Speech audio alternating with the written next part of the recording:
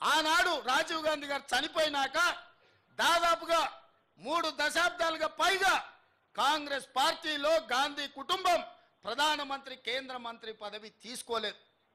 పదవి త్యాగం అంటే వాళ్ళని చూడాలి, ప్రాణ త్యాగం అంటే వాళ్ళని చూడాలి, స్వతంత్ర పోరాటం అంటే ఆ కుటుంబాన్ని చూడాలి.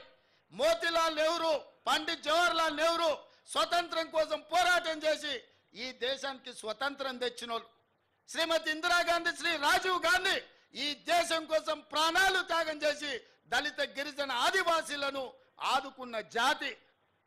సోనియా గాంధీ, రాహుల్ గాంధీ పదవి త్యాగం చేసి మన్మోహన్ సింగ్, పివి నరసింహారావు లాంటి మేధావులను ఈ దేశానికి ప్రధానమంత్రులుగా పరిచయం చేసింది. తెలంగాణ బిడ్డను ఈ దేశానికి ప్రధానమంత్రిని చేసింది శ్రీమతి సోనియా గాంధీ కాదా? ఇవాళ మనం గొప్పగా చెప్పుకుంటున్నాం, మన తెలంగాణ బిడ్డ, మన వంగర బిడ్డ ఈ దేశానికి ప్రధానమంత్రి అయిన.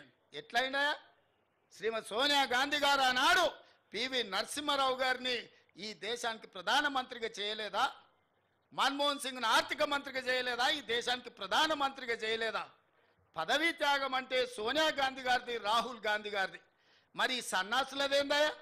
అయ్యి ఉండంగానే అయ్యో ముఖ్యమంత్రి, కొడుకు ఐటీ మంత్రి, అల్లుడు సాగునీటి పారుదల శాఖ మంత్రి, బిడ్డ ఎంపీ, సడ్డకుని కొడుకు రాజ్యసభ.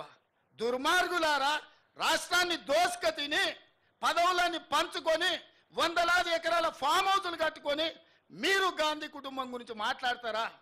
గాడిదకి ఏం తెలుసు గంధం చెక్క వాసన అని పెద్దోళ్ళు ఎప్పుడో చెప్పారు. ఈ గాడిదలకు తెలుసా గాంధీ కుటుంబం గురించి అని నేను అడగదలుచుకున్నా. ఆనాడు చాకలైలం ఒక్క మాట చెప్పింది, గడీలలో గడ్డి మొలవాల్సిందే అని. సాయుధ రైతాంగ పోరాటం గడీలలో గడ్డి మొలిసింది, గడీలు బద్దలై ప్రజాస్వామిక పాలన వచ్చింది. ఇవాళ నేను చెప్తున్న బిడ్డ, మీ ఫామ్ హౌజులలో జిల్లేళ్ళు మొలిపిస్తా. మీరు అనుకుంటురేమో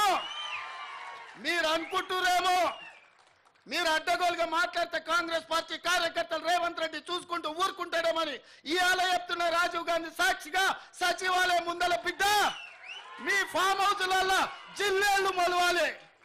ఫామ్ హౌజులలో మీరు జీవిస్తున్నాం, మా ఫామ్ హౌజులు మమ్మల్ని కాపాడుతాయేమని మీ ఫామ్ హౌజులలో జిల్లేలు మొలిపించే వరకు కాంగ్రెస్ పార్టీ కార్యకర్తలు ఎవరు విశ్రమించబోరనే సంగతి నేను చెప్పదలుచుకున్నా. అందుకే మిత్రులారా, ఈడ తెలంగాణ తల్లి విగ్రహం పెట్టాలనుకున్నాడు.